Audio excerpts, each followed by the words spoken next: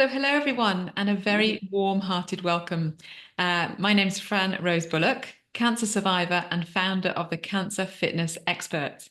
And you're listening today to the Thrive After Cancer pop-up podcast, where I'm joined by experts in recovery to bring you a wellness toolkit to support you in your cancer recovery journey. So, in today's episode, I'm joined by the lovely Stacy Roberts Davis, cancer dietitian and founder of Flavorful Nutrition, where you teach people to embrace food with confidence on their cancer journeys. So, welcome, Yeah. Stacey. Thank you so much for having me. I'm excited to be here and talk Yeah. to you. It's a pleasure. Thank Yeah. you. And do you want to introduce yourself a little bit? Explain maybe how you came to become a cancer dietitian, your journey? Yeah. This fell in my lap. I didn't know this is what I was going to do, but as a child, I was always sick and doubled over in pain. And long story short, we realized that, oh, let me start from here, that my grandmother told me, if you eat pasta, you'll lose weight. So I was probably 12 at the time. And I took my grandma like very seriously and literally, and I took it to the extreme. So all I ate was pasta and I drank Crystal Light iced tea. My mom would tell me that I would need to eat vegetables and I need to add protein in. I had some protein, not a lot. I didn't the shape and size didn't matter. Sauces, but that's really all I ate. And after years of doing this, probably 2 years, I was doubled over in pain. So long story short, we realized that I was bit by a tick. I had a food allergy, which now I'm allergic to meat. And I I wasn't able to digest food. And at that age, we went to doctor to figure out what was wrong with me. And we realized, I mean, looking back, it's obvious. Um, but I was malnourished. I wasn't getting the nutrients I need. Yeah. So I Wow. learned at a young age that what you put in your body affects everything about you. It affects your, not even just your weight, but it affects your hair, your skin, your nails. And just to tell you, I did not lose any weight on this pasta kick with Crystal Light iced tea. I probably stayed the same. But it really, once I started including more vegetables and more food into my diet, I started feeling better. My hair was growing back. Mm. So I realized that I wanted to educate people about nutrition. So I became a dietitian and I went from New York to Florida and I got a job at a nursing home. And it was fun. I loved it. But I'm like, okay, I need something more challenging. And I got a job at a hospital and they told me I was going to be on the oncology floor. So at that time, I had to Google oncology because I did not know what it meant. And I'm like, cancer? Like, what am I going to do with nutrition and cancer? And I was very naive. But then I realized there was so much I could do and educate so many people. And I get the fear of food just because of my fear of like my meat and things like that. But people have the real fear of food. So I fell in love with it. I fell in love with my clientele. I fell in love with the people just because I did want to help them. And I love food so much that it hurt me to see them. They're scared of food, number one, and also going through treatment. So, like, not being able to eat and not being able to digest food and having the nausea and the vomiting and the diarrhea, meals aren't fun. Like, it becomes a stressful situation. And I want to make it more fun and less stressful because there's other things we need to stress besides our food. Like, we should, we need to work on our stress period, but food shouldn't be something that we stress. Yeah. So that's why I started doing what I do, because I am passionate about teaching people how to cook and make things flavorful and delicious. That's why it's flavorful nutrition. Like, it should be flavorful. Food shouldn't be boring. It doesn't have to just be like baked chicken and broccoli or like, it doesn't have to be that way. And Yeah. some people say it should, but it doesn't need to be. Yeah. Yeah. I love that. And I think you're right. There can be so much fear around food. What can we have? What should we have? Um, because and also like you say, we don't want certain things, we can't stomach certain things, we've got mouth Yeah. ulcers or Yeah. things like that going on. And so it just becomes really restricted. It And does. it becomes, like you say, just scary and frustrating, which is Yeah. And I feel for the caregivers too, because like sometimes my clients are like, okay, I want, let's just say minestrone soup. I don't know why I'm saying that, but that's so the family member either one goes out and buys it, or two, they make it. And then they bring it to their loved one, and then they're like, I don't want that. And then they're upset, the patient's upset. So it's like I want to try to eliminate that fight, but it happens, just sometimes you are in the mood for something and then it yeah, disappears. yes, absolutely. Yeah, try and keep the peace as well with Yes. yeah. There's a lot of peace that needs to go on because it is frustrating. I've been a caregiver. I know how it is. And you love your loved one. You want them to eat. Yes. So it's like you push it on them, but that's not helpful either. But you're doing it from your heart. You're doing it because you love them.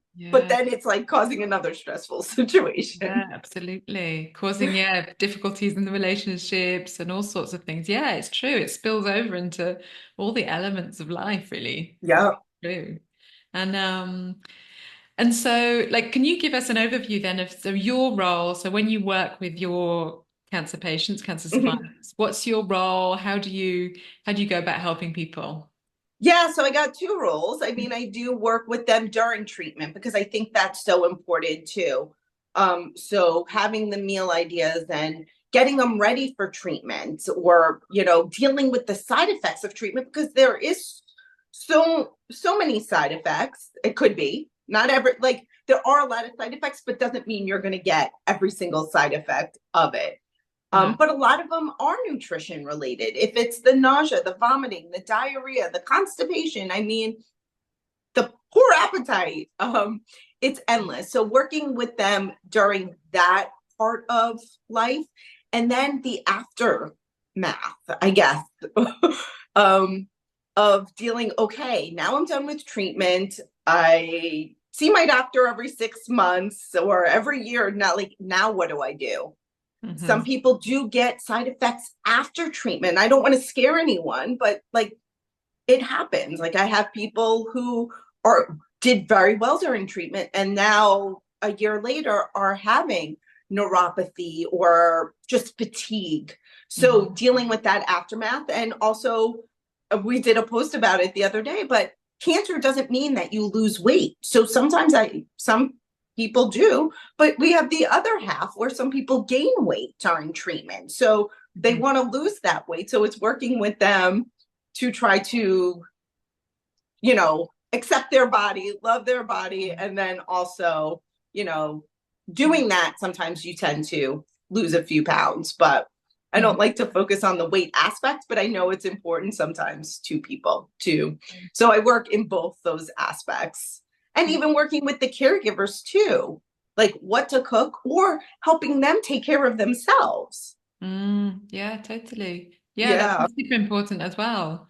Yeah, it's a big And piece. also the prevention, or not the prevention, but reducing your risk of cancer, working with people to try to reduce your risk of cancer if you have a family history of it or overweight, all that stuff. Yep. Just dealing with little parts of it to improve things that we do have control over, because unfortunately we don't have control over our genetics or the air we breathe or the water we drink, but we do have control over what we put in our mouth and what we do with our body.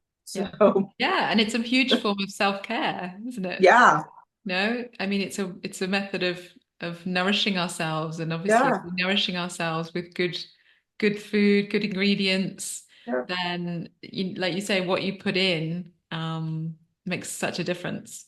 Such a difference. yeah. Mm. And just sometimes it doesn't have to cost money for self-care, because I hear people, oh, self-care, I can't do it, I can't afford it. It doesn't mean that you have to go get a manicure or a massage or a pedicure or whatever it is.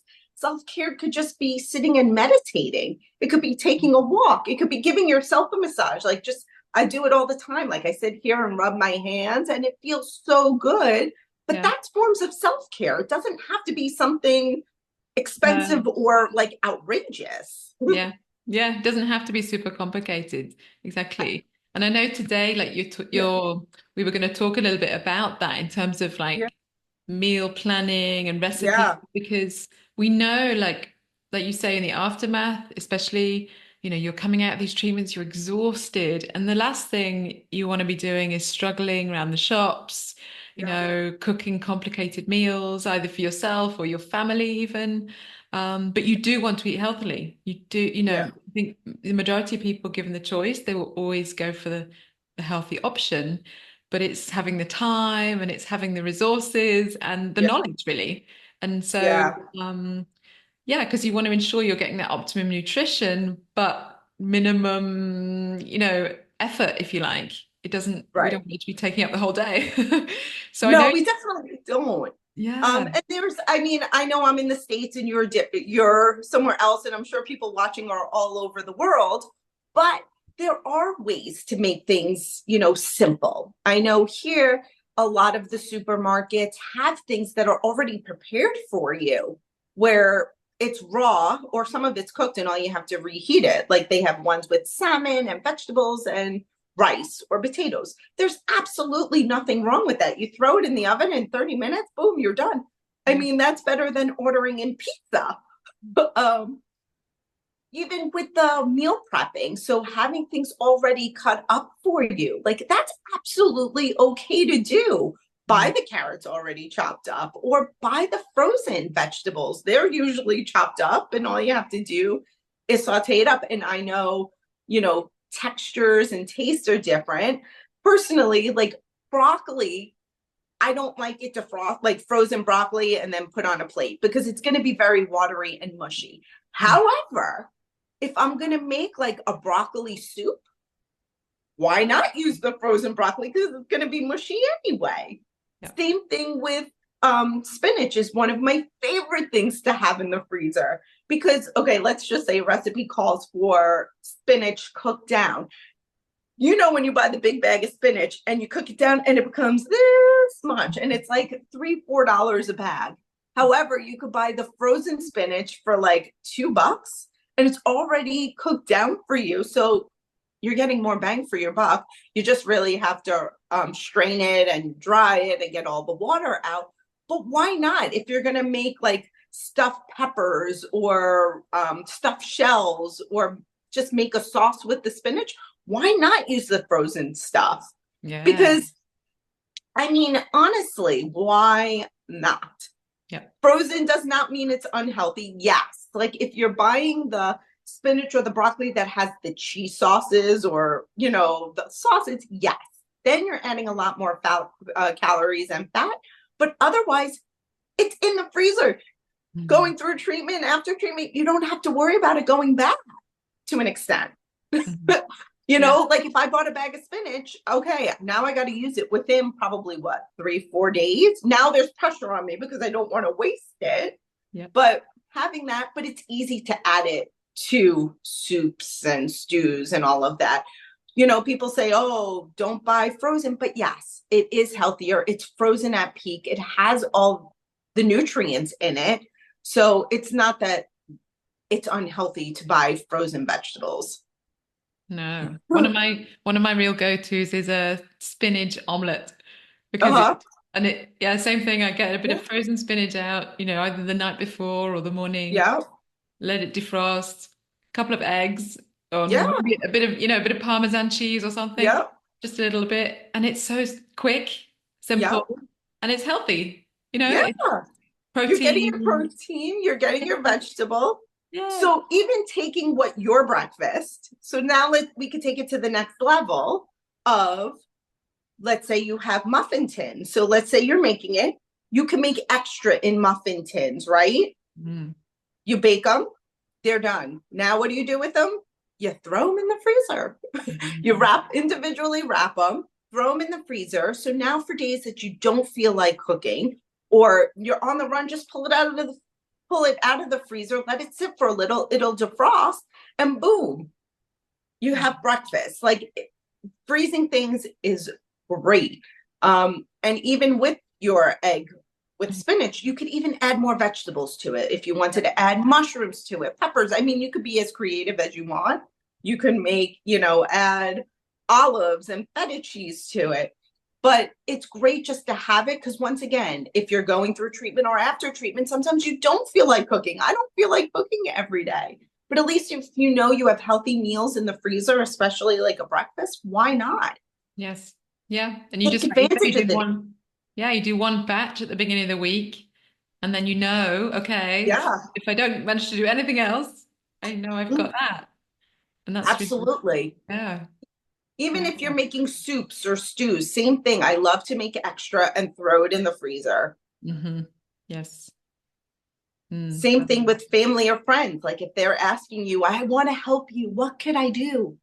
Ask them to cook if you like their cooking, because sometimes that becomes an issue too, because people don't like other people's cooking. But if you do like their food, you know, have them cook it and then you could freeze it. Yeah. Yeah, that's a really nice one. I found when somebody would ask me almost, yeah, what I needed, or if I wanted like almost a gift, I would say, yeah, Right. make me some soup. Make that was perfect. Yeah. Perfect. Yeah. Because then you've got it, like you say, if you put it into small bowls, then you've got a portion that you just get out and Yeah. defrost. Yeah. Yeah, that makes it Yeah. so much simpler. Easy peasy. I mean, we got to keep life simple. Even if like their soup, if they made you chicken noodle soup, let's just say, but if you wanted to add more vegetables, you could. Like if you wanted to buy the frozen carrots and throw it in there when you reheat it, or if you want to add spinach to it. I love spinach in my soup for some reason. But yeah, you could just add it in there and, get more nutrients. Yeah. For sure. Yeah. And do you advise people to, for example, like with nausea, would you advise people to have, ginger and things like that in their diet? And Oh, do you find that absolutely. works? Yeah. Yeah, I mean, for some people it does the ginger teas. Now they have like ginger candies and lollipops and all of that. But I'm like, just buy a thing of ginger, cut a piece off and throw it in some boiling water, and now you have ginger tea. It helps settle the stomach. I remember as a kid, my mom always giving me ginger ale. Yeah. Um, but having the real fresh ginger definitely Yes. does help. Yeah. And sometimes you don't want the bubbles, do you? You don't Yeah. want the carbonated sort of drink in Yes. it. Yeah. Or you make it flat, like you let it sit out for a little and then you drink it. But I like real whole ingredients, so it's easy just to boil some water and throw some ginger. But ginger is great in soups too. Mm. Um, I like to make my acupuncturist always told me when I have a cold to make scallion water. So like if you start feeling sick, you make scallion water. But I made it and I'm like, okay, let's jazz this up a little bit because I love scallions, but just scallion water. So then I did it with broth, scallion. I added ginger and garlic. She goes, Stacy, really? I said, yeah, because then it tastes better. But think of all the antioxidants you're getting Yeah. from the ginger and the garlic and the scallions. I mean, it was delicious. It reminded me of like an Asian soup. Mm. Sometimes I would add dumplings to it and make it like my own wonton soup type of thing. But all those nutrients will help too with the nausea. And is there anything like you suggest people to avoid during their treatment? Obviously, there's many different treatments, but in Yes. general, is there anything that stands out for you? I mean, it depends on what you're going through. So, like, if you are nauseous, I don't suggest going and getting some spicy food or some fried chicken. But we do want to eat healthy during the whole process. I have a feeling this conversation's going into one topic that I know is very popular, but like the sugar. Um, we want to watch out for the added sugar. So I don't tell people to avoid sugar during treatment, but we do want to look out for the added sugar Yeah. that we're eating. Just because, like we said, the more nutritious food we're putting in our body, the better we feel. So eating the processed foods with a lot of extra sugar and salt isn't going to make us feel good. Mhm.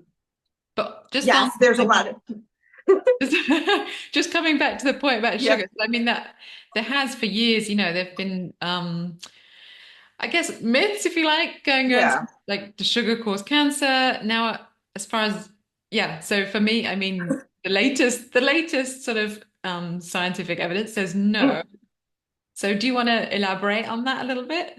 Yeah, we can. I mean, with the sugar, I don't think the sugar directly causes cancer. However, if we do have a diet high in sugar, usually it's high in calories, which tends to be people are more obese, which means you have more fat, which increases your risk of cancer.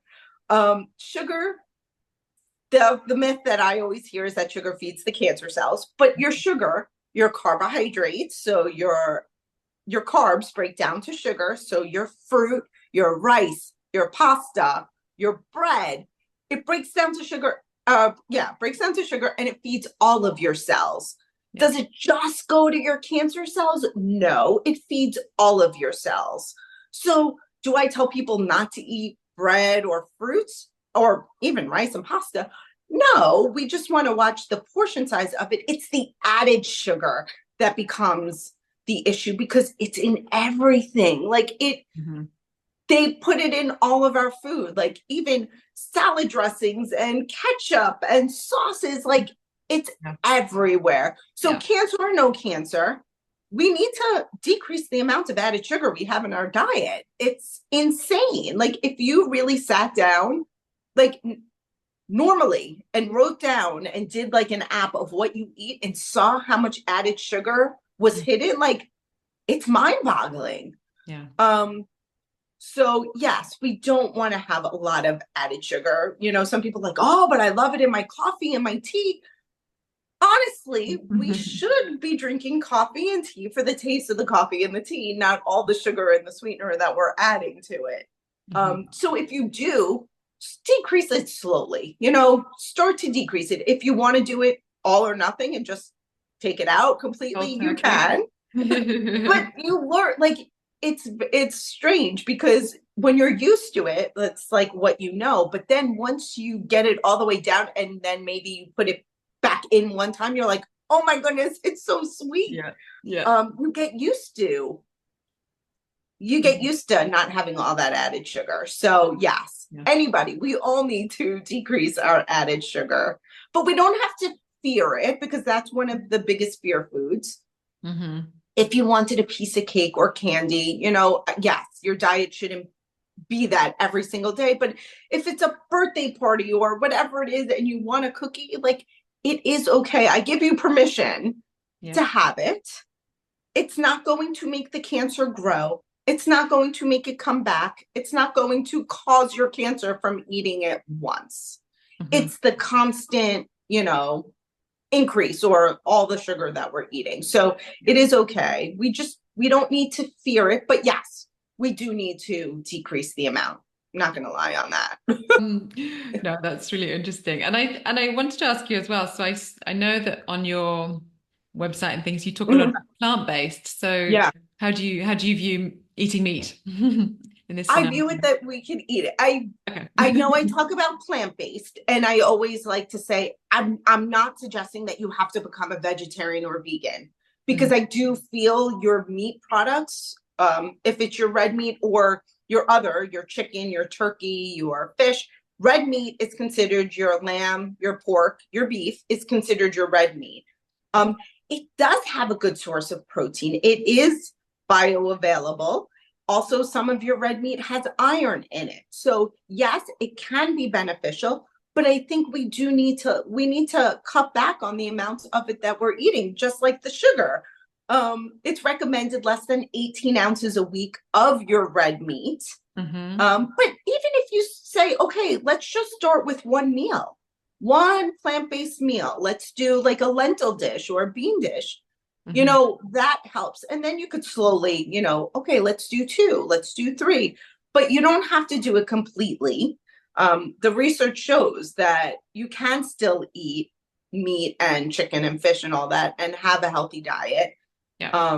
But it's just the amount of it. Like I had a friend, she was from Germany and she came here. And I don't know if you guys, if you know about the Cheesecake Factory. It's like, okay, so it's a restaurant here, but the portions are huge and the piece of cheesecake is like this big.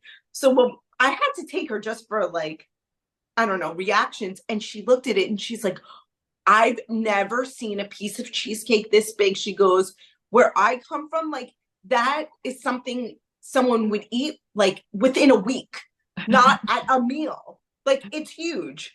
Wow. So it's just the portion size of what we're eating. You go to a steakhouse and you have a choice of 8 ounce, 16 ounce, 24 ounces. Like I said, we want to limit to less than 18 ounces a week. This is a meal. That's one meal. 24 ounces. I mean, it's insane what they're serving. And what you see at a restaurant is not portion sizes. Like, don't use that as No, the trouble is it normalizes it, doesn't it? Because for some people that becomes the norm. Like that's right. If they're served a certain portion size, they will eat it because we don't, if we don't like waste, we try and eat it all. But of course that's so when you're talking about meats, you're talking about raw meats, or not raw meats, but pure meats rather than processed meats. Because processed meats, we really want to avoid, right? Yes, like the deli meats. So your deli meats do increase your risk of cancer. If you have a turkey sandwich like once a week, it's fine. It's just how much of it we're doing. I don't want people to eat it every single day. And your processed meat is your bologna, your salami, your ham, things like that, do increase your risk. So, I mean, it increases your colon cancer, your stomach cancer. I mean, there's two foods, not even foods, but one liquid, one food that increase your risk of cancer. And one of it is your processed food and the other one is alcohol. But we don't know how much of it. So it's not like we say, okay, if you drink 3 cups a day of alcohol, that increases. It's just the more you drink it, the higher your risk of head and neck cancer, stomach cancer. So those are the two like real foods that really increase your risk. Yeah. So you'd always say to anybody, if they come to you and ask you, what should I stop? Those are the two main things. Limit your amount of your processed meat and the alcohol. And then I get the eyes rolling at me about the alcohol. But there's some like great alternatives out there. Not alternatives, but like making mocktails is so much fun. You don't need the alcohol. And now they do produce, don't they, some really great alcohol-free beers. Yes. Lots of spirits as well. They're not quite the same, but if you're at a party and you want to feel like you have a drink in your hand, it's a nice alternative. It is a great alternative. And also I have to say, read the label, because I've had some, wines that are non-alcoholic, and it was, I think, a 12-ounce portion, 12 ounces, and it was 25 grams of added sugar.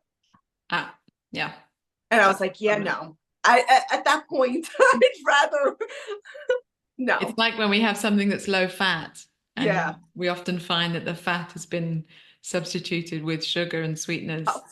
Of course, like anything low fat, or if they're taking something out, you have to add something back in to give it flavor. And fat gives food flavor. I'm not going to lie. It's the truth. It does. So if we lower the fat, okay, well, the texture is going to be a little bit different, or even with cheeses, like the melting consistency changes a little bit. So you want to be careful. Sometimes I'm like, you could do the low fat. I think it melts okay. Fat-free. Yeah, I'd rather someone just watch the portion size of it, because there's no flavor in it. I mean, you could add lots of seasoning to it, but it just doesn't melt the same. And go for good fats as well. Olive oil and nuts, things like that. Your avocados, your seeds, all of those are great to have. Yeah, definitely. Those are fun to cook with. So I think you've got some recipe ideas on your website, right? Yes. Yeah. Okay. Yeah, we have some recipe ideas and smoothie ideas, because that's something I hear often about people wanting to make smoothies, which I think could be a great thing. I mean, once again, catch-22, smoothies can be great. We want to add a fruit to it. We want to add vegetables to it. If it's your spinach, your kale, your cauliflower, any vegetable, because it's less calories, it has fiber in it. And also in the smoothie, we want to add protein and fat, because it'll fill you up more. Just think about if you make a smoothie with just strawberries and bananas, because that's the most popular one I hear. You drink it and you're like, okay, I'm still hungry. And now you're going to go eat a breakfast. Yeah. But if you made that strawberry and banana smoothie, but now you added spinach to it and you added yogurt to it, or if you added some basil seeds to it, hemp seeds, you're Yeah. going to feel more full from it, Yeah.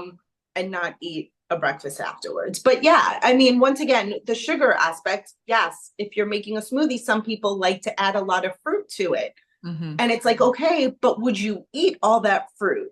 And they're like, no. You really do want to not cut back on the fruit, but just all the sugar in it. You just need one fruit. Mm-hmm. Otherwise, some people put 4 or 5. Like I've done a calorie count of a friend who she was like, oh, this is the best smoothie. And she was drinking 500 calories in the morning just from Mm-hmm. all the fruit and everything she was adding to it. Yeah. I mean, but there was no protein in it. So it wasn't making her feel full. She's drinking it and then she's hungry afterwards. Yeah. And we need the fiber as well. Oh, fiber, my favorite word. Because it's so important. I mean, I could speak on American terms, but most Americans only get 10 grams of fiber every day. We need more, 25 to 35 grams of fiber, if not more. The Yeah. more fiber, the better. But this also depends on where you are with treatment, because if you're having diarrhea, yes, we want to cut back on the fiber, not a lot. But otherwise, in general, Yeah. to reduce your risk of cancer or even during cancer, we want a lot of fiber. Fiber helps so much. It helps our bowel movements. It helps our weight. It helps move the hormones. We want to clean out our system. That's like the cleaning system for our body. And what do you recommend for most people in terms of fiber? What do you find works really well? Like food wise? Yes. Or, Yeah. I mean, one of my favorite foods and I'm addicted to is basil seeds. I don't know if you've heard of basil seeds, but it's kind of like chia seeds, same concept. Okay. Yes. But it has more fiber in it. It has fiber and potassium and iron. So for 2 tablespoons of the basil seeds, you're getting 15 grams of fiber. Versus your chia seeds, you do 3 tablespoons and you're getting 10 grams of fiber. Okay. So you get more bang for your buck. Mm-hmm. And you're getting more nutrients. So that's a great way to add it to smoothies. I like to add it to my smoothies in the morning. I make chocolate pudding with it because it thickens up liquid. So it satisfies my sweet tooth because I'll, use my protein powder. I'll use my non-dairy milk, add my basil seeds to it. And then I add my fruit. So now I have a chocolate pudding. I add my strawberries. So now it's kind of like chocolate covered strawberries. But I'm getting protein and fiber and nutrients versus just having a chocolate pudding that's, pop the top type of thing. I'm gonna have to look up what basil seeds are because I have chia seeds here. Yeah. I eat those a lot, but basil seeds, I maybe have a different name here. I'm gonna have to look that up. Yeah, I mean, I buy it on, there's a company where they sell them. Do you want me to give you the name? You can, yeah, if you send it to me after, I'll put it in the show notes for people. Oh, okay. Yeah, Yeah, it's called Zen Basil. It's great. So yeah.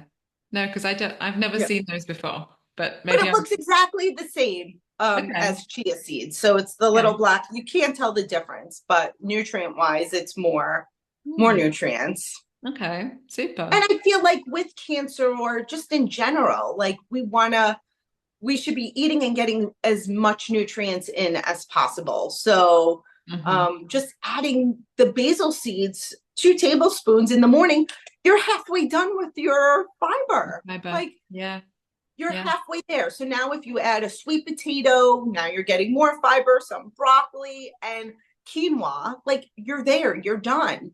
It doesn't, because some people are like, oh my God, that's so much fiber.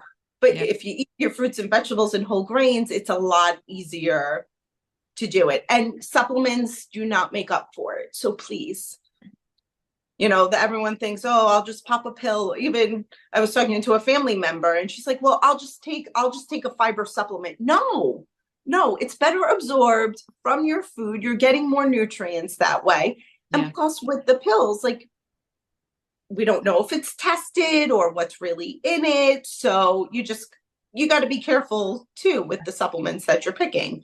And it doesn't make up for food. No, no. I think maybe at times when you really perhaps Yes, really struggling to absolutely. eat, but apart from, yeah, in normal It has its circumstances, place. yeah. Absolutely. Do I take supplements? Yes. But, it has its place. Do I rely on them for everything? No. But just Hmm. sometimes it it comes in handy. Just Hmm. like, drinking shakes. At one point of my life, I was like, oh, no. But now, absolutely, I think shakes can be very helpful. Hmm. Yes, you are drinking your calories, but if you're having difficulty swallowing or no energy, you're fatigued, like everything has its place and it could be very beneficial and you can use it as a base. So even if you bought a shake, you could add it and then add fruit to it and add vegetables to it. So it definitely does come in handy. Yeah. It's a good, like you say, it's a really good way of getting in perhaps really Yeah, nutrient dense calories in a compact way. sure. Yeah, because I think you're right. Sometimes facing a full meal, a big meal, it's too much, energy Yep, wise, appetite wise, stomach. It's too much. But having a shake, you can take your time. yep, You don't have to have it all in one go. yep. Back to it. You can keep it in the fridge. Yeah, it's And my biggest thing is, like you said, about the size. So size does matter. Just because if you're not feeling well, having a big thing of like a juice or a big plate of food, just the look of it is very overwhelming. So I tell my clients, my patients all the time, just a little bit at a time, like a child. Like even if you have to use shot glasses for the shake, and I don't know, if you're watching TV, every commercial, take a shot, or every half hour, take a shot. It's a lot easier to look at a 1.5, 2 ounce, 2 ounces at a time versus 16 ounces. Like that's overwhelming. So yeah, if you take a shot, you're like, wow, I did it. It wasn't too bad. yeah. And everybody is happy. Caregivers are happy. But if you put a 16-ounce shake and all they do is take a sip, they're upset because they know they need to drink more, but they can't. And the family member, I made this all for you. But it's even with the plate of food. Use a kid's plate, a small plate. Even if you make like a sandwich, let's just say a tuna fish sandwich, cut it into 4 pieces. Give Mhm. your loved one that little quarter because it's a lot smaller. It's less intimidating, and you finish it, and you're like, "Wow, I'm still hungry. Can I have more?" Everybody is happy. Yeah, yeah. Rather So it's than a feeling mind game too. it totally is, yeah. And also, I mean, with the smoothies and the shakes, you're getting that hydration as well. Yes. It's so important. Oh, the hydration. Yeah. Your smoothies count as fluids. Even if you do soups, that counts as fluids. If you do ice pops, that counts as fluids. Yeah. It doesn't just mean water because I have so many people, oh, I don't like the taste of water or I can't drink. Okay, fine. Even do you drink juice? Like, do you like juice? At this point, it counts as fluids. I don't care. Sometimes they're losing weight anyway, so they need the extra calories. So fine, if you like apple juice, drink it. If you like cranberry juice, you want to get good versions of it. Hmm. But why not? It counts as fluids, and if you're getting it down, isn't that even better? And I suppose you can always add water, like water them down, because juices can be Yeah. quite sugary. I know some of the concentrated ones are sometimes, Yep. yeah. But I totally agree. I mean, I remember not being able to drink water, just plain water. Yeah. No, it was just hideous. Yeah, I hear that Just all got the this time. taste in your mouth. The Yeah. water is so important. Yes, I know. Well, I had a patient who told, oh, well, it doesn't matter. I get IV fluids.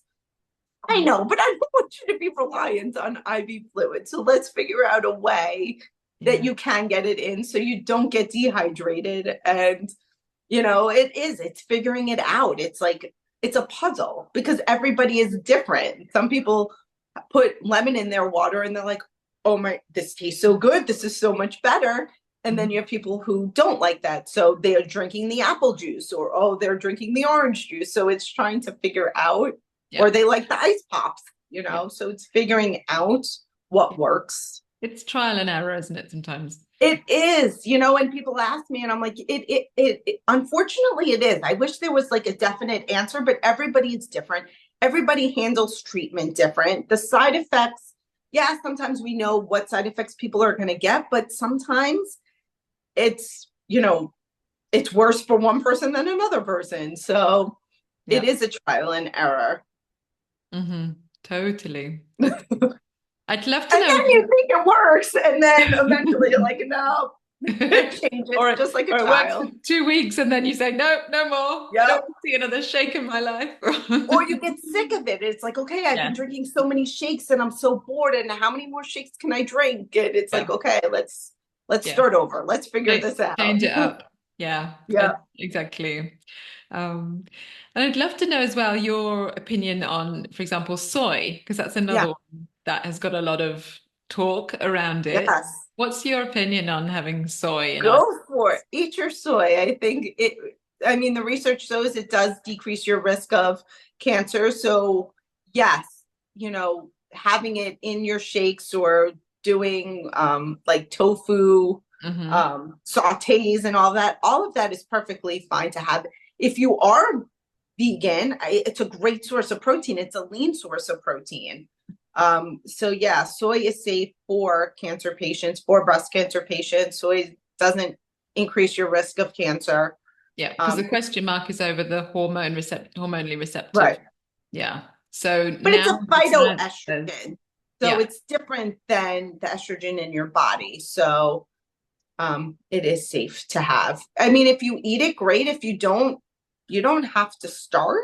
Because some people are like, oh, I can't eat soy. I'm like, well, do you eat it anyway? No. Okay, so what's the difference? I But mean, it's a yeah, good source of protein. it So is. It's a if great source. if someone doesn't want to eat so much meat, Yep. mm, And it's a soy, and if you are gonna cook it like tofu, it's a sponge. Like, yeah, it mm, has no taste. It really is like, but you got to flavor it up. You got to do something with it because, like I said, it's a sponge. So you got to marinate it or add a sauce to it, mhm, just so it absorbs that flavor. yeah. But now they have so many different, like, it's the processed soy. So it's like all those soy burgers and soy nuggets. And when they process it down, where you're adding a lot more ingredients to it. So just sticking with the plain old tofu or edamame, tempeh, Mhm. is a lot better. Yeah. Yeah, yeah. The least processed, the better. Yeah. Yeah. And they do have a lot of meals, like frozen meals that have the tofu in it and edamame. Edamame is another one that's so great just to have in the freezer. It's a great snack. It's high in protein. Yeah, and you could buy it in well, I've learned my lesson with the shell because I never knew that you weren't supposed to eat. The first time I bought or edamame, I bought it frozen and I defrosted it. I added the salt, but then I started trying to eat it like I do snow peas. And I was like, this is awful. Like I couldn't chew the So outside of stringy. it. Yeah, like it was awful. But Mm. then I realized when I went to a Japanese restaurant or Chinese, whatever it is, and I see people taking out the seeds, I was like, oh, that's how you're supposed to eat it. So you live and learn. You Um, do. But hey, yeah, I'm it's just true. being honest. But it's true. I bought some the other day, some edamame beans, but out of the shell in the Yeah, freezer, and they're amazing. You just take a handful out, and you can use it like they served in a poke bowl. yeah, Just so nice, so nice, yeah. so fresh, and so I don't know. The color is just gorgeous. This gorgeous green, which yeah, really But you lovely. could get creative with edamame too, because it's a bean. So you could also make dips with it. You could make hummus with it. Hmm. You don't have to just eat it plain. You could even like toast them up so they have like a Mm, texture to it. So it's very versatile what you could do with them. You mm, don't have to just eat them out of the pods or yeah. don't try to eat the pod. Or in the pot.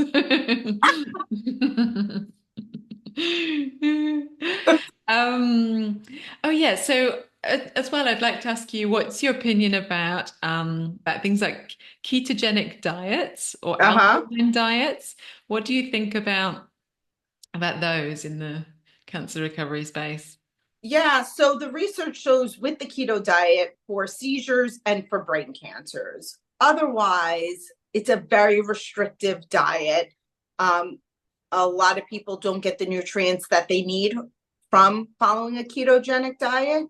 A lot of weight loss just because you're cutting out a lot, and it's very, very, very, very high in fat. So yes, fat gives flavor, but when you're not adding the fat to anything, it's kind of, it's too much. So it's unnecessary to follow a keto diet. If you want to do like a semi-keto diet or whatever you want to call it, where you're eating more good fats, but still eating your fruits and vegetables, go for it. But to follow a really strict, real keto diet is really unnecessary and more benefit to people with the seizures and brain cancer. Alkaline diet, if you look at it, it's a lot of fruits and vegetables, but buying alkaline water and all of that isn't really necessary because once it gets in your stomach, it neutralizes. But I do have clients who tell me that they have taste changes. They didn't like regular water, but the alkaline water tastes better to them. So in that case, hey, why not? If it's getting your water in and it tastes better for you, but otherwise to drink alkaline water is kind of unnecessary just because our stomach acids neutralize it. Okay. Yeah. And are there any other diets or myth or big questions that come up frequently with your clients? I also get the intermittent fasting. If you want to do a fast for 12 hours, that's perfectly fine. There is some research with the fasting before chemo. However, some of my clients, my patients, aren't eating well as it is. They're losing weight. So now to restrict them even more and say, okay, to do a fast 3 days before,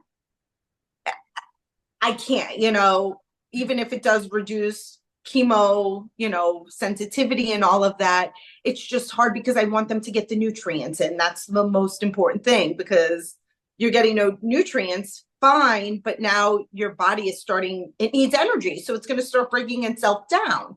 So it's going to start breaking down your muscle, and we need that. I hear, oh, I have no energy. Yeah, you're not eating. You need the nutrients. So yes, for some people it could be beneficial, but you have to look at the whole person, but if you did want to do a 12-hour fast, stop eating at 8 o'clock and eat at 8 o'clock in the morning. Okay. But to do a more restrictive fast during treatment, usually no. Well, I have a little story about that. So I read some of the research about fasting before chemo. And so my first round of chemo, I did fast for, I think it was about 36 hours. Yeah. Then I'd asked for the chemo because the chemo is always delivered in either a saline or a sugar solution. And I asked for it to be in a saline solution for this reason. Right. Unfortunately, it was delivered in a sugar solution. And so I didn't know at the time, but then after my chemo that night, I must have gone into hypoglycemia. Wow. I didn't realize that, I didn't realize why. So I just, I mean, I don't want to scare anyone, but it was pretty bad. Like I couldn't walk and I didn't know what was going on. So, of course, afterwards I put the two together and asked the nurses, and they said, no, it was in sugar. So I realized, and so I didn't do that again. But it was a bit of an experiment, and it's sometimes we want to try things for ourselves, and we have the full right to do that. But I think as well, there's just, it's just being cautious, isn't it? And taking advice from professionals as well, not just going at it completely alone, and taking into account all of the elements, like you said, because I was losing as well.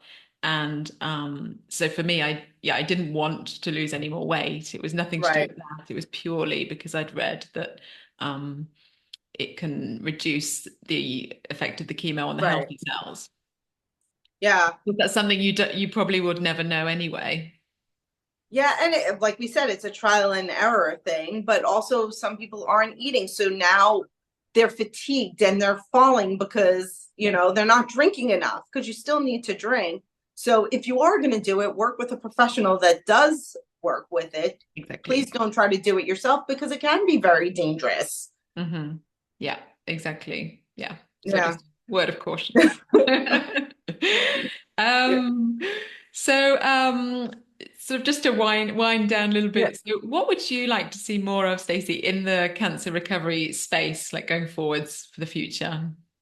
I would like to see more dietitians helping patients because I hear a lot of centers don't have dietitians or even complementary medicine Mhm. people in hospitals, so or cancer centers. If it's the acupuncturist, the integrative medicine doctors, massage therapists, Reiki, I think there's so many modalities available that could Mhm. be helpful. I'm not saying not doing treatment, but these things could help Yeah. while you're going through treatment. I'm a big advocate for acupuncture. I think it's amazing. I've used it on myself, but also seeing it with clients going and helping with the nausea or helping with the appetite. Like it's amazing what it can do, or even massage therapy, just helping everything move through the system. Or if you're stressed, like, hello, a massage usually helps people de stress. So I like to see that more. And also, I want the misinformation to stop and, Mhm.